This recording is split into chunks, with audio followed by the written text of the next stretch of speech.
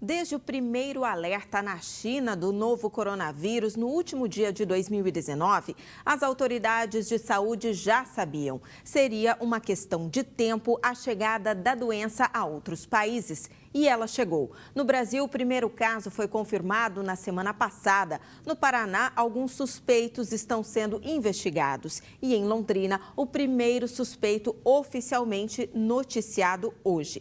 Nós vamos conversar ao vivo com o repórter Silvano Brito, que participou de uma entrevista coletiva relatando e detalhando este primeiro caso. Silvano, uma boa noite para você. Há motivo ou não para pânico? Boa noite, Patrícia. Para pânico, não. Inclusive, o pânico ele é desaconselhado pela equipe, tanto da 17ª Regional de Saúde, quanto da Secretaria Municipal de Saúde. Mas sim, cuidados com a higiene são necessários. Essa suspeita, de uma mulher de 28 anos, ela chegou recentemente da Europa, mais precisamente de Berlim, e já na semana passada começou a manifestar ali alguns sintomas de gripe e por conta disso, no domingo, procurou uma unidade de pronto atendimento do município.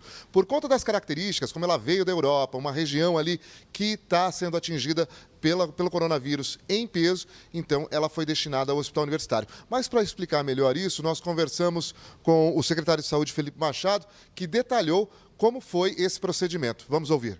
É um caso que preencheu todos os critérios técnicos estabelecidos pelos protocolos vigentes do Ministério da Saúde, da Secretaria de Estado da Saúde, por isso foi notificado como suspeita de coronavírus.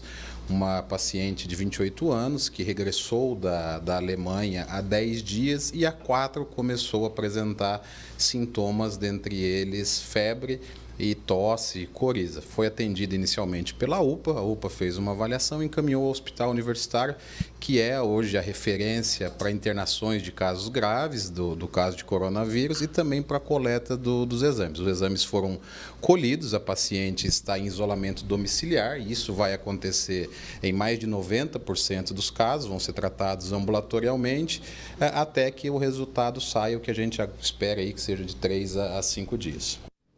Bom, a partir do momento, então, que essa mulher foi considerada uma paciente suspeita do coronavírus, ela foi encaminhada ao Hospital Universitário, como disse o secretário de Saúde, mas aí há todo um procedimento, até porque o Hospital Universitário ele é referência para atender casos de coronavírus. Chegando lá, ela foi para uma área isolada. E nós conversamos com a diretora coordenadora do Hospital Universitário, que explicou para a gente como é que foi recepcionada essa paciente. Ela já chegou com a máscara, né? Os servidores da recepção têm atendido com a máscara. Existe a orientação no protocolo de que ela aguarde na parte externa, né? Com 1,5 m a 2 de distância entre os outros pacientes que aguardam, para que a gente pudesse organizar o isolamento. Vocês conhecem a realidade do hospital, a gente tem se organizado, mas houve um remanejamento do paciente para que a gente usasse o isolamento da emergência. Nós temos 2 isolamentos apostos para esse tipo de atendimento. Foi remanejado, ela entrou direto para o isolamento. Uma equipe, quanto menos pessoas transitarem e estiverem em contato, melhor. Então, é esperado que em torno de 3 pessoas só, ou seja, o docente responsável, o médico residente e o enfermeiro responsável presta o atendimento. Entrou, foi atendido em isolamento, realizou um raio-x, estava em posse já do hemograma, foi orientada, o médico infectologista foi contactado do plantão de sobreaviso, esteve no hospital, fez todos os contatos com a vigilância de Curitiba para que houvesse a notificação ou não. Não são todos os casos, porque o sintoma da gripe é um sintoma muito simples. Felizmente, essa paciente se encontra com um quadro estável, a queixa era coriza, prurido na garganta, mas ela tinha febre, história de febre, né? Então, a história da febre foi que potencializou a notificação do caso.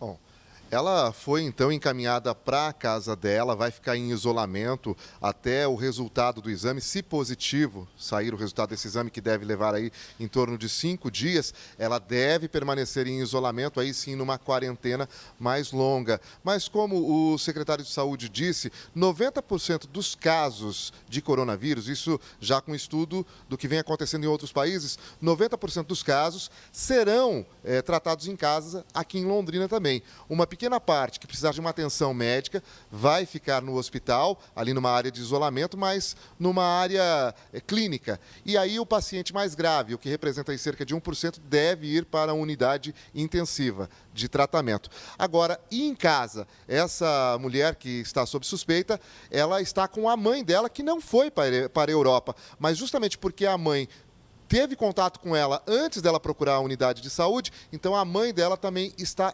isolada dentro de casa.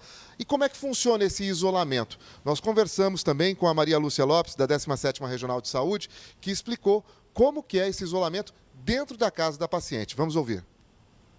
Não existe necessidade da família toda estar isolada. Só se isola quem é sintomático respiratório.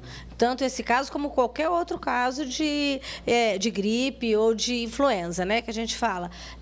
A paciente, o caso suspeito, tem que usar máscara e higienizar muito bem as mãos. As pessoas que convivem com ela, de preferência, não deveriam dormir no mesmo quarto, mas podem conviver juntos. Não partilhar talheres, copos, fazer higiene, uso de álcool gel, e a máscara para o paciente sintomático é a máscara comum, que deve ser trocada a cada 4 horas no máximo. Perdão, essa quem falou agora foi a Simone Narciso, que ela é infectopediatra da 17ª Regional de Saúde, então explicando como é que funciona, como funciona o isolamento em casa, no convívio com outras pessoas da família que não estão manifestando ali os sintomas do coronavírus. E aí agora sim nós vamos conversar com a Maria Lúcia Lopes, nós vamos ouvi-la, para ela disse a respeito da estrutura do Estado, né, com o município, se houver necessidade, o que o Estado está pronto para atender essas vítimas com casos suspeitos ou confirmados de coronavírus. Vamos confirmar, vamos ouvi-la. Os 2 hospitais do estado, Zona Norte e Zona Sul, ambos já têm um plano de contingência, então, como nós já sabemos, 90% das pessoas vão passar por esse processo sem grandes problemas, né? Vai passar como uma gripe comum, em torno de 8%. É possível que essas pessoas precisem de uma internação hospitalar e, se elas precisarem e não houver necessidade de uma UTI, por exemplo, essas pessoas serão acolhidas tanto no Zona Norte quanto no Zona Sul, que nesse momento já estão organizados com os trabalhadores capacitados, com insumos e tudo que for preciso para que a gente possa cuidar destas pessoas na medida que elas precisarem deste perfil de serviço.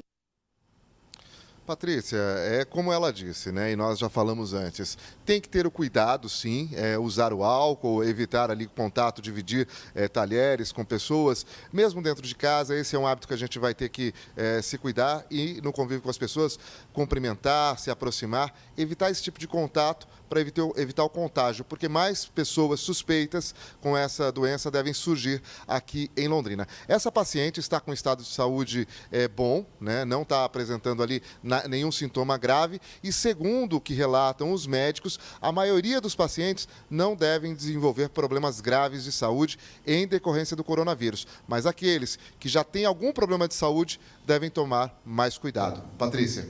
Silvana, um problema respiratório, assim como causado pelo H1N1, já foi falado que vai haver antecipação da campanha de vacinação contra a gripe em todo o país. Já tem a data por conta disso? Sim, Patrícia. Dia 23 de março, a previsão, né, ainda extraoficial, da antecipação da vacinação contra o H1N1. Qual que é a grande preocupação?